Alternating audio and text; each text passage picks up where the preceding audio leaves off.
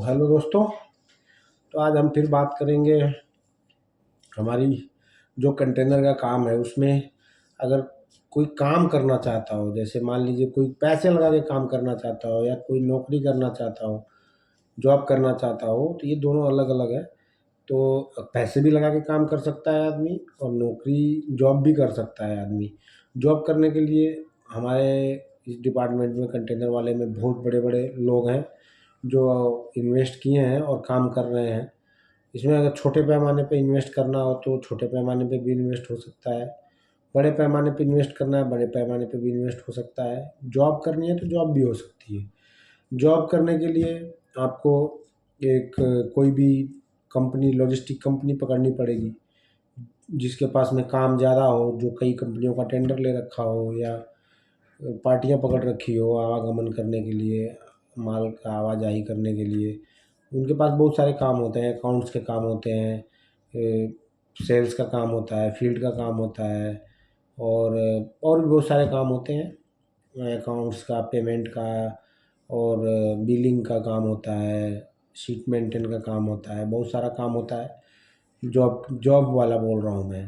बाकी अगर मान लीजिए पैसे लगाना है तो पैसे भी लगा के आदमी कर सकता है। कैसे पैसे लगा के करने के लिए, जैसे मान लीजिए जो ट्रांसपोर्टेशन होता है इसमें हमेशा कंटेनर वाले में ट्रांसपोर्टेशन रेलवे करती है, तो रेलवे बीच का करती है।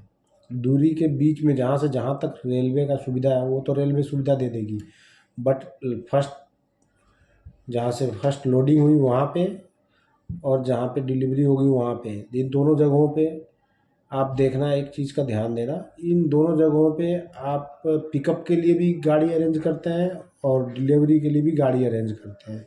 तो इन दोनों जगहों पे भी इन्वेस्टमेंट कर सकता है आदमी लोकल का ट्रांसपोर्टेशन करने के लिए, लोकल का लॉजिस्टिक करने के लिए। जैसे मान लीजिए कोई गाड़ी डाल दिया, जैसे ट्रेलर होता है 20 फीट का कंटेनर होता है, पहले वीडियो में मैंने बताया था 20 फीट का कंटेनर होता है। और 20 फीट के कंटेनर को उठा के ले जाने के लिए, ले आने के लिए पार्टी के पास जाएगा, फिर रेलवे के यार्ड में आएगा। उसके लिए, उसका ट्रांसपोर्टेशन के लिए भी प्राइवेट गाड़ियों की ज़रूरत पड़ती है, तो लोग प्राइवेट गाड़ियाँ लगा लेते हैं। या जो जिसका टर्मिनल होता है वो टर्मिनल वाला भी ये सेवा देता है, वो खुद गाड़ी रखता है। वो बोल देगा कि आप बाहर से क्यों गाड़ी लोगे, मेरे से ही गाड़ी ले लो, मैं गाड़ी और रेलवे का फ्रेट दोनों इंक्लूड करके आपको बिलिंग कर दूंगा, आप मेरे को पैसे दे देना। और आप बाहर से भी ले सकते हैं। तो जो बाहर से लेते हैं तो वो क्या है, जैसे कोई भी है, ए टू जेड कोई भी है जिसके पास गाड़ी है और मुझे काम कराना है, तो मैं रेलवे से न लेके या उस यार्ड वाले से न लेके मैं बाहर वाले से डील कर लूँगा। वो बाहर वाला वही काम सेम बाहर वाला कर देगा और बाहर वाला पैसा ले लेगा। उसमें क्या होता है कि 20 फीट का काम का होता है तो 40 फीट का काम होता है, दोनों का काम होता है। तो मान लीजिए आपने 20 फीट का काम किया तो 20 फीट ट्रेलर की गाड़ी डाल ली आपने। 20 फीट ट्रेलर गाड़ी डालने के लिए मान लीजिए, वैसे नया ट्रक अगर आप लेते हैं नई गाड़ी तो 40-45 लाख 50 लाख तक आती है। लेकिन अगर आप मान लीजिए फाइनेंस करवाते हैं,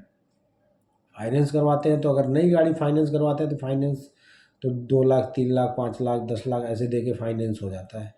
फाइनेंस करने के बाद आपको एक ईएमआई फिक्स हो जाती है कि महीने की इस गाड़ी से इतना कमा के बैंक को देना है और इतने में ये खर्चे हैं, दूसरे और भी खर्चे होते हैं। तो इसमें बचता क्या है और खर्च क्या होता है, वो कहाँ कहाँ से आपको पकड़ में आ जाएगा कि क्या क्या खर्च होता है, क्या क्या बचता है। जैसे मान लीजिए आपने कोई गाड़ी ली, उस गाड़ी की ईएमआई आपने रख दी 60,000 रुपये, मंथली ईएमआई जाएगा, मतलब हर मंथ 60,000 रुपये बैंक को देना है। बाकी अब हम ईएमआई के बारे में ज़्यादा चर्चा नहीं करेंगे। वो ईएमआई तो आप अपने हिसाब से फिक्स करा सकते हो, तो सबको पता है। आप 5 साल का कराना चाहते हैं, 3 साल का कराना चाहते हैं, 2 साल का कराना चाहते हैं, वो आपके ऊपर है। मान लीजिए ईएमआई फिक्स हो गया 60,000 रुपये मंथली। ईएमआई फिक्स होने के बाद से गाड़ी को आप रनिंग में रखोगे, लोकल की गाड़ी है, लोकल में ही चलेगी, यार्ड के इर्द गिर्द में चलेगी, 20-50 किलोमीटर के एरिया में। तो वो क्या है, 20-50 किलोमीटर के एरिया में काम करेगी, जाएगी, चक्कर लगा के आएगी। दिन भर में अगर एक चक्कर भी लगाती है, सपोज दैट मान लीजिए उसको कहीं भी जाना हुआ, मान लीजिए अगर 10,000 रुपये भाड़ा मिल रहा है, उसको जाना है और आना है, उसको 10,000 रुपये मिल रहे हैं, तो 10,000 रुपये लेके गया तो वो एक कॉस्ट निकालेगा जो गाड़ी भेज रहा है कि मेरा इतने का डीजल जल रहा है, मेरा इतने का ड्राइवर का खर्चा है और इतने रुपए का मेरी गाड़ी मेंटेनेंस ले रही है, इसके हिसाब से वो 8,000 मान लीजिए 10,000 रुपये भाड़ा मिला है उसको, तो हद से हद मैक्सिमम 6,000, 7,000, 6,000, 6,500 6,500 रुपये तक खर्च हो गए मान लीजिए, 6,000 खर्च हो गए मान लीजिए, डीजल में, ड्राइवर के खर्चे में, मेंटेनेंस में। उसके बाद से 4,000 रुपये मान लीजिए बच गए पर डे का एक चक्कर लगाया अगर, तो अगर पर डे का एक चक्कर लगाया तो 4,000 रुपये बच गए। इस तरह से महीने के 30 दिन हुए। महीने के 30 दिन हुए, सॉरी, महीने के 30 दिन हुए। उस 30 दिन में अगर कंटिन्यू 30 चक्कर लगा दिया तो 4,000 रुपये पर डे, 4 दाम में 40, 4 तिहाई 12, 1,20,000 रुपये महीने का गाड़ी छोड़ देगी। अगर कंटिन्यू चक्कर लगाया, आपका गाड़ी मेंटेन है, आपका ड्राइवर होशियार है, आप भी उस पर ध्यान दे रहे हैं, अच्छे से उसको चलवा रहे हैं, कहीं डिले नहीं कर रहे हैं, या उसको रुकने नहीं दे रहे हैं, या उसके काम में एकदम तेज़ी दिखा रहे हैं कि हाँ भाई तुमको ये लोडिंग मिली तो उसको लोडिंग करो, उसके मुकाम तक पहुँचाओ, फिर रिटर्न आओ, फिर दूसरा लेके जाओ। तो क्या पता एक दिन में 2 भी चक्कर लग जाए, लेकिन 2 का नहीं लेंगे हम, 1 का ही लेंगे। महीने का 1,20,000 छोड़ेगी। अगर 1,20,000 रुपये छोड़ती है महीने का गाड़ी, तो आप ये 60,000 रुपया आपने जो किस्त बांधी है वो किस्त चली गई, बचे कितने? 60,000। 60,000 रुपया अगर बचा, 60,000 में आप ड्राइवर की एक सैलरी दोगे, ड्राइवर की सैलरी भी होगी। मान लीजिए ड्राइवर आपने रखे हैं 15,000 या 16,000 जो भी है, 15,000 ड्राइवर का, मान लीजिए 15,000 मान के चलता हूँ मैं, 15,000 निकाल दीजिए ड्राइवर का 60,000 में से। 15,000 ड्राइवर का निकल गया, बचे कितने? 45,000। 45,000 में आपके ड्राइवर का खर्चा है। मान लीजिए 15,000 में खाना थोड़ी ना खाएगा वो, 15,000 में वो आपसे जब चक्कर पे जाएगा तो 200 रुपये या 300 रुपये रोटी का खर्चा लेगा। तो मान लीजिए 300 रुपये, तो 300 रुपये अगर रोटी का खर्चा लेता है तो 30 चक्कर का 9,000 रुपये ये माइनस कर दीजिए। 45,000 में से 5 4 9,000 और माइनस कर दीजिए ड्राइवर के ऊपर। अब 45,000 में से 9,000 चला गया, बचा 36,000। 36,000 में से 6,000 टायर पंचर, हवा डलवाना हुआ, कोई ग्रीस, मोबिल, ब्रेक ऑयल, ये सब डालने वालने का, छोटा मोटी जो काम निकलते हैं गाड़ियों में, कोई नट गिर गया, कोई कुछ हो गया, कहीं कुछ हो गया, तो 6,000 रुपये वो भी माइनस कर दीजिए।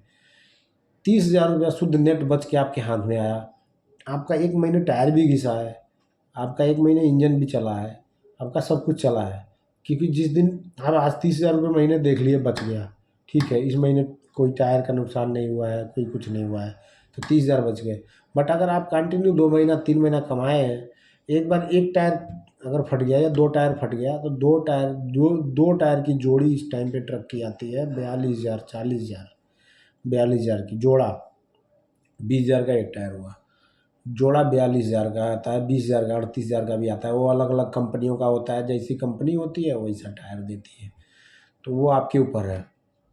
ये सारा गणित है। अगर गाड़ी आप छोटे में काम करना चाहते हैं, 2 लाख, 4 लाख, 5 लाख रुपए डालना चाहते हैं, एक चीज़ और है, गाड़ी डालने के बाद से आपके हाथ में एनी टाइम लाख, 1.5 लाख, 2 लाख रुपए पड़े होने चाहिए, ताकि कोई भी दिक्कत हो गाड़ी नहीं रुकनी चाहिए।